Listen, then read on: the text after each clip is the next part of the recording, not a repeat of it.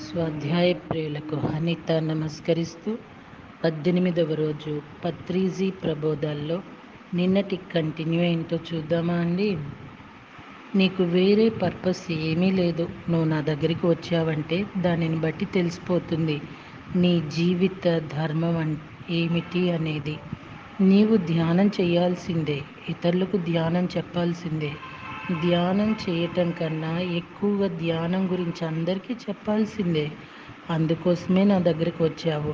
నీ రాక వల్లనే నాకు తెలిసిపోయింది నీ జీవిత ధ్యేయం ఏమిటో అని చెప్తాను. నేను ఫ్లూట్ వాయిస్తాను, కానీ నా దగ్గరికి వచ్చేవారు ఫ్లూట్ నేర్చుకోవటానికి రారు. ఫ్లూట్ నేర్చుకోవాలనుకునేవాడు హరిప్రసాద్ చౌరసియా దగ్గరికి వెళ్తాడు, నా దగ్గరికి రాడు. నాకు రోడ్లు ఓడవటం వచ్చు, కానీ నేను రోడ్లు ఓడవను. నా టైంని వృధాపరుచుకోను.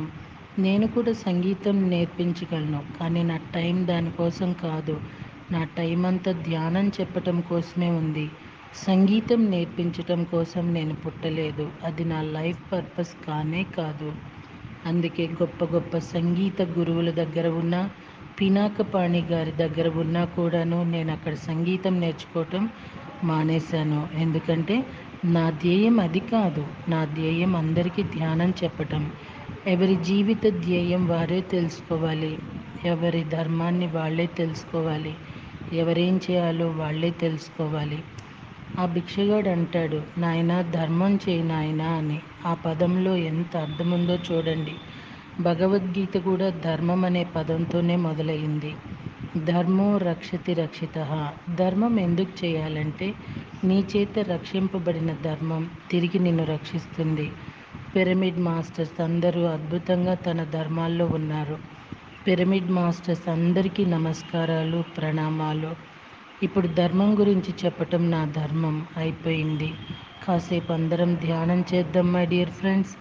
ఇప్పుడు ధర్మం గురించి ఆలోచించటం, వినటం, మాట్లాడటం మానేసి ధ్యానం చేద్దాము. మన ధర్మంలో మనం ఉందాం. ధర్మో రక్షతి రక్షిత. ఎవరైతే ధర్మాన్ని రక్షిస్తారో వారి చేత రక్షింపబడిన ధర్మం తిరిగి వారిని రక్షిస్తుంది. ఎవరికి వారే కర్మే తీరే. ఎవరికి వారే యమునా తీరే. ఎవరికి వారే ధర్మే తీరే. మన ధర్మం ఎవరైనా ఉంటే ధ్యానం చెప్పటం, ఎవరు లేకపోతే ధ్యానం చేసుకోవటం. ఉచ్ఛ్వాస నిశ్వాసలతో కూడుకుని ఉందాము. The righteousness that you have protected in the world will interprotect you. That is the meaning of the word of the purpose. Dharmo rakshati rakshitaha. You will complete your work on the earth planet for which you have come here. You will successfully complete your work because Dharma will protect you. Dharmo rakshati rakshitaha. Buddham saranam gacchami. Dharmam saranam gacchami. సంఘం శరణం గచ్చామి.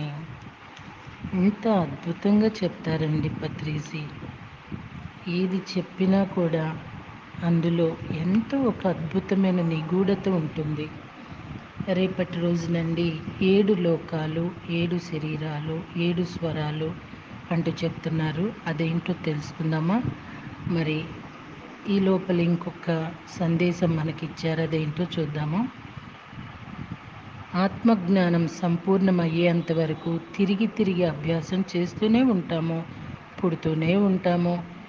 ఎవరి వరకు ఎంతవరకు పుడుతుంటామో చస్తుంటామంటే ఎప్పుడైతే ఈ పుట్టుక చావు రెండూ సమానంగా అయిపోతాయో, పుట్టుకకు చాక్లెట్ మరుక్షణం చావుకు కూడా చాక్లెట్ ఇవ్వగలుగుతారో అప్పుడు మీ ఆత్మజ్ఞానం పరిసమాప్తమైందన్నమాట. అంతవరకు కాలేదు. మనం చక్రాలను నిలువుగా చూస్తాము, ఎప్పుడు అది సరి అయినది కాదు. వాటిని అడ్డంగా సమాంతరంగా చూడాలి. నిలువుగా చూసేసరికి పై చక్రం గొప్పది, క్రింది చక్రం తక్కువదనే భావన వస్తుంది. కాబట్టి మనకది తప్పు అనే ఆలోచన వస్తుంది అని చెప్తున్నారు పత్రిజీ. సో అండి, మనము ఎప్పుడైనా సరే ధర్మాన్నే పాటించాలి మాస్టర్స్.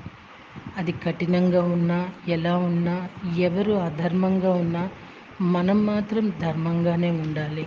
నిజంగానండి, అనిపిస్తుంది. ఎన్నో చేశాము, మంచి పనులు చేసాము, అందరికీ మంచి చెప్తున్నాము, అడగకుండా మనమే హెల్ప్ చేసాము, అయినా ఏంటి మనకి బాధలు కష్టాలు, మనం ఇన్నేళ్ళ నుండి శాకాహారము అయ్యాము, ధ్యానంలోకి వచ్చి అయినా బాధలు తప్పట్లేదంటే అని ఒక్కొక్కసారి మనసుకి అనిపించవచ్చు.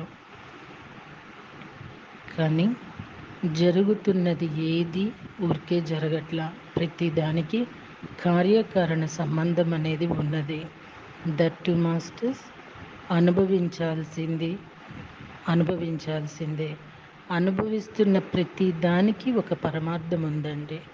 అందుకే ఈ పుస్తకంలోని పత్రిసర్ ఏమిటి, ఎందుకు, ఎలా ఈ మూడు తెలిస్తే చాలు అన్నారు. నిజంగా ఈ మూడు తెలుసుకుంటే మనది సమస్య కష్టమా దుఃఖమా బాధ వ్యతల కథల అనేది మనకే తెలిసిపోతుంది. ఐమ్ రైట్ అండి.